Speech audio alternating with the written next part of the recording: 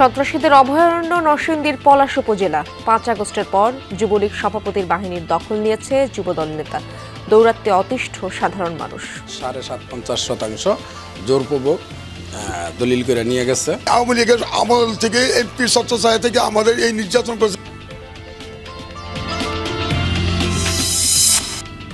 সিরাজগঞ্জের চাকরি ও বিদেশ পাঠানোর নামে প্রতারণা, সর্বশান্ত অনেকে। টাকা ফেরত চাওয়ায় বন্ধুকে খুনের অভিযোগ।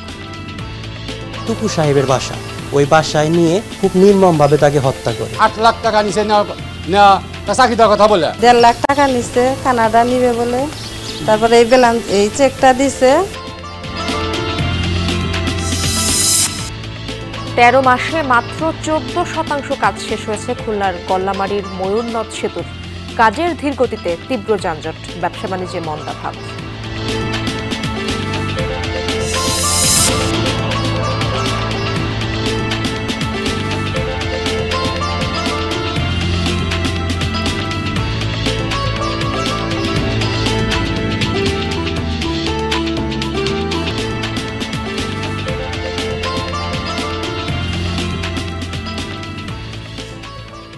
আমন্ত্রণ সংবাদ সারা দেশে আপনাদের সঙ্গে আছি আমি ইশরাত জাহান। এতক্ষণ শিরোনাম দেখছিলেন, এবার বিস্তারিত। ক্ষমতার পালাবদল হয় কিন্তু দলীয় সন্ত্রাসীদের হাত থেকে মুক্তি মেলে না। গত ১৬ বছর ধরে আওয়ামী নেতার যে বাহিনীর হাতে নির্যাতনের শিকার হতে হয়েছে নরসিংদীর ডাঙ্গা ইউনিয়নবাসীকে, এখনও সেই বাহিনীর কাছেই জিম্মি তারা। পার্থক্য, সেই বাহিনীর দখল নিয়েছেন ইউনিয়ন যুবদল নেতা সাইফুল সরকার। নির্যাতন থেকে বাদ যায়নি দলীয় নেতারাও। আধিপত্য বিস্তারের জেরে এক বিএনপি নেতাকে হত্যা চেষ্টার মামলায় বর্তমানে পলাতক এই নেতা। নরসিংদীর ডাঙ্গা এলাকায় বিলাসবহুল এই বাড়ি দুটির মালিক ইউনিয়ন যুবলীগের সভাপতি দেলোয়ার হোসেন দেলু। চাঁদাবাজি, জমি দখল, অপহরণ, হত্যাসহ এমন কোনো অপরাধ নেই যার দায়ে অভিযুক্ত নন তিনি। স্থানীয়রা জানায়, নিজস্ব বাহিনী দিয়ে অপরাধ সাম্রাজ্য নিয়ন্ত্রণ করতেন দেলোয়ার হোসেন দেলু আমার কাছ থেকে আমার নিজের সম্পদ ৫.৫% জোরপূর্বক দলিল করে নিয়ে গেছে। আওয়ামী লীগের আমল থেকে এমপি ছত্রছায়া থেকে আমাদের এই নির্যাতন করেছে। আমাদের সমস্ত জমি জোরপূর্বক কাইটা খোলার মধ্যে নিয়ে গেছে। মানুষেরটা তো যেমন তেমন আমার নিজের মাটি কাটে আমার কাছে বলেও না, জিগায়ও না, নবরঞ্চ বাধা দিতে গেলে মার খাই।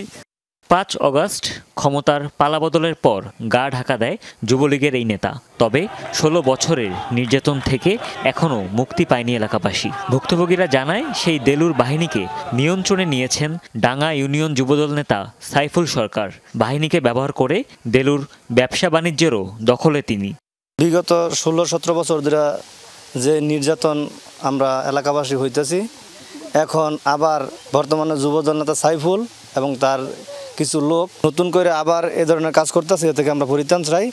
আধিপত্য বিস্তারের গ্রাস থেকে নিজ দলের নেতাকর্মীদেরও ছাড় দেয়া হয়নি। ৯ নভেম্বর পলাশ উপজেলা যুবদল নেতা বাদল মিয়াকেও গুলি করার অভিযোগ উঠেছে সাইফুলের বিরুদ্ধে।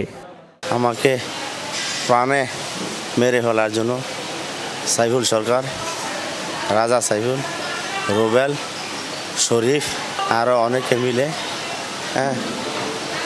মেরে ফেলার জন্য গুলি করেছে।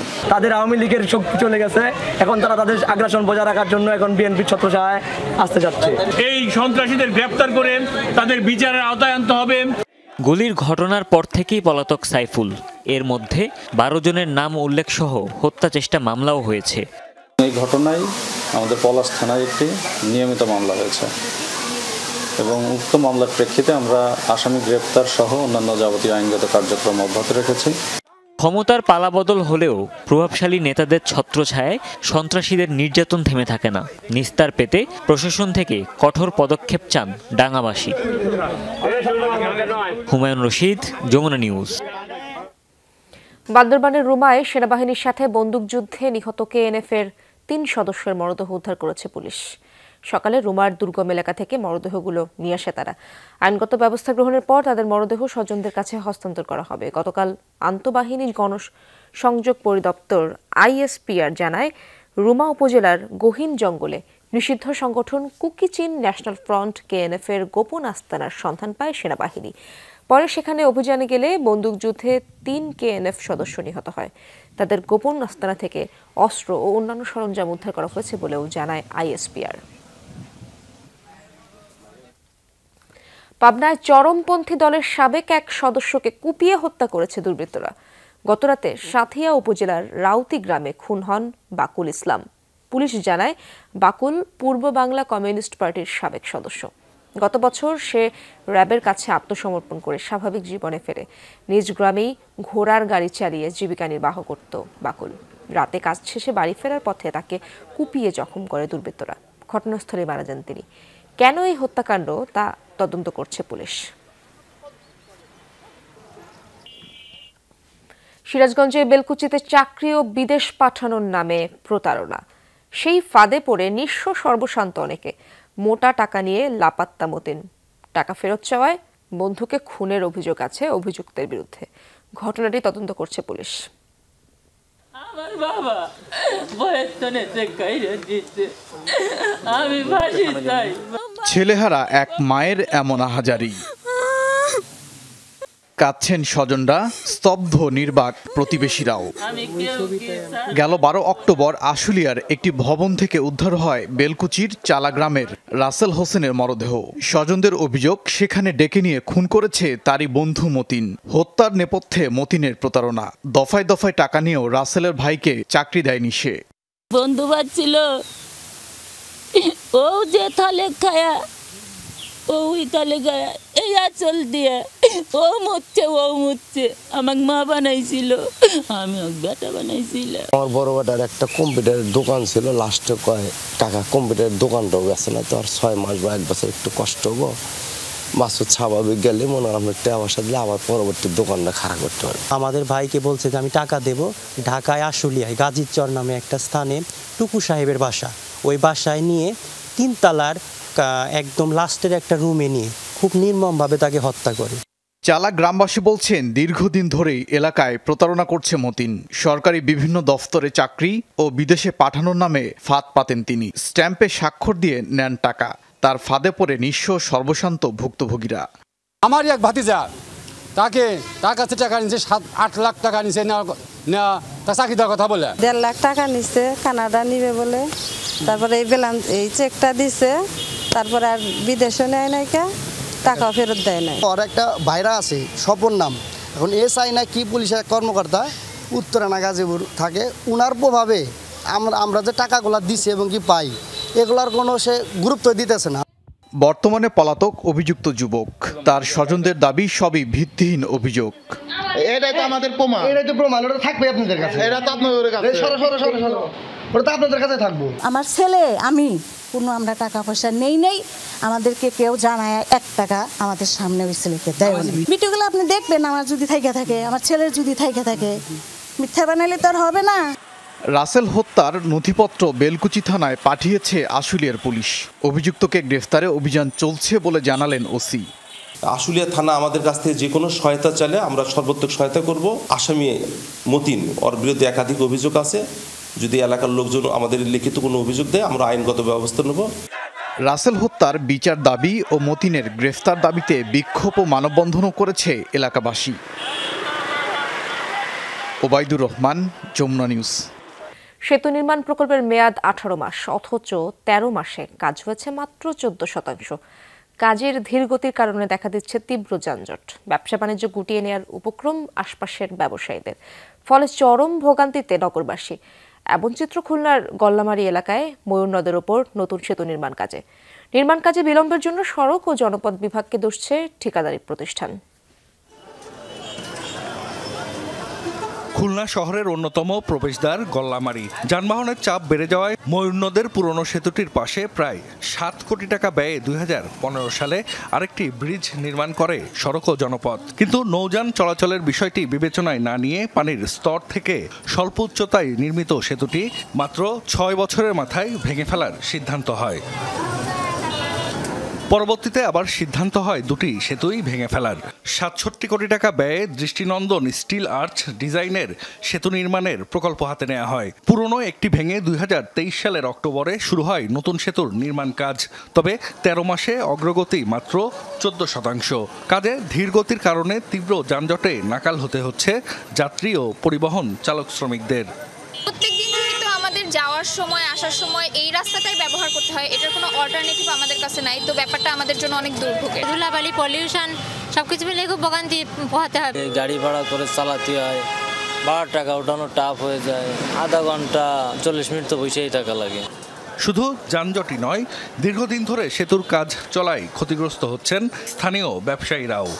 যখন চলতি রাস্তা ছিল এটা, তখন আমাদের ব্যবসাটা একটু চাঙ্গা ছিল।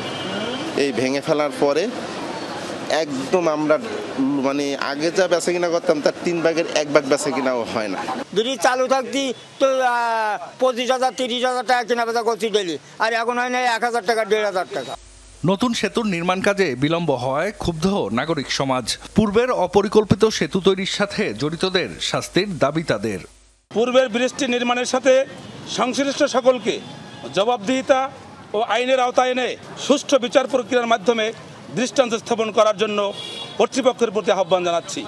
প্রায় 2 মাস হলো নতুন সেতুর কাজ বন্ধ রয়েছে। ঠিকাদারি প্রতিষ্ঠান বলছে নকশা ত্রুটির কারণে শুরুতেই বিলম্ব হয়। এরপর সড়ক বিভাগ স্টিলের কাজের অনুমতি দিতে দেরি করায় আটকে যায় কাজ। সড়ক বিভাগ বলছে শুরুতে কিছুটা জটিলতা থাকায় এমন পরিস্থিতি দেখা দিয়েছে। ফিল্ডের যে ডাটাটা ডিজাইন টিমকে দেওয়া হয়, সেই ডাটাটা প্রকৃত ফিল্ডের সঠিক তথ্য ছিল না আর কি। ওই ভুল ডাটার উপরে ভুল ডিজাইন হয়, পুনঃ ডিজাইন হয়ে আসতে এখানে 5-6 মাস সময় চলে যায়। ডিলেটা ওই একটা রিজনেই হয়েছে, আমাদের ডিজাইনের জন্য, ডিজাইন ওয়েটিংটা অ্যাপ্রুভালের জন্য। আর আমাদের যখনই আমরা অ্যাপ্রুভাল দিয়ে দিয়েছি, এটা ফ্যাব্রিকেশন আমার 3 থেকে 4 মাস সময় লাগে। আর এখানে কিছু ম্যাটেরিয়াল থাকে যেগুলো বাইরের থেকে আসে, বাট এখন তার যেহেতু ওই প্রসেসটা নাই, সেক্ষেত্রে আমার অ্যাপার্টমেন্ট হলে আমি ব্রিজটা সেট করে দিতে পারবো।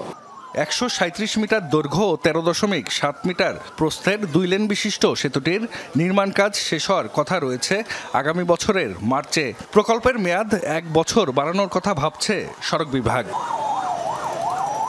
জাহিদ হাসান, যমুনা নিউজ।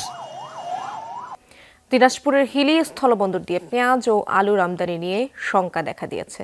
এই পণ্য দুটি রপ্তানিতে স্লট বুকিং বন্ধ রেখেছে পশ্চিমবঙ্গ সরকার। তবে অতীতে বুকিং দেয়া পেঁয়াজ ও আলুর সরবরাহ অব্যাহত রয়েছে, যদিও রপ্তানি বন্ধের খবরে বিরূপ প্রভাব পড়তে শুরু করেছে পণ্যের দামে। ভারত থেকে বাংলাদেশে পণ্য রপ্তানি করতে অনলাইনে নির্ধারিত ফি জমা দিয়ে স্লট বুকিং করতে হয় পশ্চিমবঙ্গের ব্যবসায়ীদের। কিন্তু রোববার দুপুর থেকে হঠাৎ করেই আর সেই স্লট বুকিং দিতে পারছেন না তারা। ভারতীয় রপ্তানিকারকরা বলছেন, পশ্চিমবঙ্গে পেঁয়াজ ও আলুর দাম বেড়ে যাওয়ায় বাজার স্থিতিশীল রাখতেই এই দুটি পণ্যের স্লট বুকিং বন্ধ রেখেছে রাজ্য সরকার। আলু পেঁয়াজ বন্ধ করে দিয়েছে, কেন দিয়েছে? তখন বলছে অত কিছু মানে ওরা বলতে পারলো না, বললো যে আপাতত স্লট বুকিং বন্ধ থাকবে। এখন যেগুলো আগে থেকে আছে সেই গাড়িগুলোই ঢুকছে। আগাম নোটিশ ছাড়া এমন সিদ্ধান্তে হতাশ আমদানিকারকরা। হঠাৎ করে একটা সিদ্ধান্ত যদি ইন্ডিয়া নিয়ে নেয়, তাহলে আমাদের তো প্রচুর ক্ষতি হয়ে যাবে। ইউপিতে আমার লোড করা আছে এবং পাঞ্জাবে লোড করা আছে কাঁচা আলু এবং পেঁয়াজ কাঁচা, এগুলো মাল তো সব নষ্ট হয়ে যাবে। জানি না ওপার থেকে আলু আমদানি কবে নাগাদ আবার শুরু হবে। আমাদের এপারে $230 এলসি করা রয়েছে, অনেক এলসি রয়েছে। যদি এই এলসির কাজগুলি শেষ না করতে পারি আমরা, তাহলে ব্যবসায়িকভাবেও আমরা ক্ষতিগ্রস্ত হব। রফতানি বন্ধের খবর ছড়িয়ে পড়ার সাথে সাথেই বেড়েছে এই দুই পণ্যের দাম। কালকে মাল কিনেছি 57 টাকা, সেই মাল আজকে 65 টাকা। কেজিতে 7 থেকে 8 টাকা বেড়ে গেছে। কারণটা শুনতেছি ভারত সরকার নাকি পেঁয়াজ আর আলু বন্ধ করে দিচ্ছে। প্রতিদিন হিলি স্থলবন্দর দিয়ে পেঁয়াজ বোঝাই 80টি ও 30টির মতো আলু বহনকারী ট্রাক দেশে প্রবেশ করে। জারিন অর্নি, যমুনা নিউজ। টেকনাফের সাগরে গোসলে নেমে নিখোঁজ আরও 2 মাদ্রাসার শিক্ষার্থীর মরদেহ উদ্ধার হয়েছে। এ নিয়ে মৃতের সংখ্যা দাঁড়ালো 3 জনে। সকালে তাদের মরদেহ সৈকতে ভেসে ওঠে। গতকাল খুনকারপাড়ার আশরাফিয়া হেফজখানা থেকে 10 থেকে 15 জন শিক্ষার্থী টেকনাফ সমুদ্র সৈকতের বালিয়াড়িতে ফুটবল খেলতে যায়। খেলা শেষে 12:30টার দিকে সাগরে গোসল করতে নামলে স্রোতের টানে ভেসে যায় 3 জন। এ ঘটনার পর নূর কামাল নামে একজনের মরদেহ উদ্ধার হয়। আজ নজরুল ইসলাম ও ইমরানের মৃতদেহ পাওয়া গেল।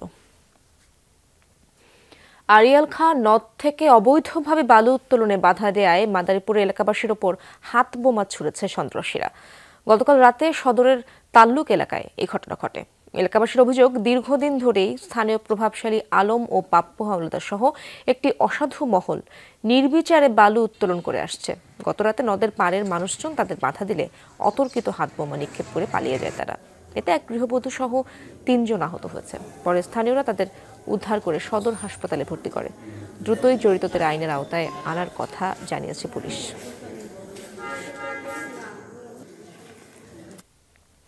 শরীয়তপুরে 48 বোতল ফেন্সিডিল সহ এক মাদক ব্যবসায়ীকে গ্রেফতার করা হয়েছে। গতরাতে পৌরসভার পশ্চিম কোটপাড়া এলাকা থেকে মীর হোসেন চৌকিদারকে গ্রেফতার করা হয়। প্রশাসন জানায়, দীর্ঘদিন ধরেই এই এলাকায় মাদক ব্যবসা চালিয়ে আসছিল মীর হোসেন। এমন তথ্যের ভিত্তিতে জেলা প্রশাসন ও মাদকদ্রব্য নিয়ন্ত্রণ অধিদপ্তর যৌথ অভিযান চালায়। তল্লাশি চালানো হয় অভিযুক্তের বাড়িতে। পরে মাদকসহ তাকে গ্রেফতার করা হয়। মীর হোসেনের নামে বিভিন্ন থানায় মাদকের একাধিক মামলা রয়েছে বলে জানিয়েছে প্রশাসন।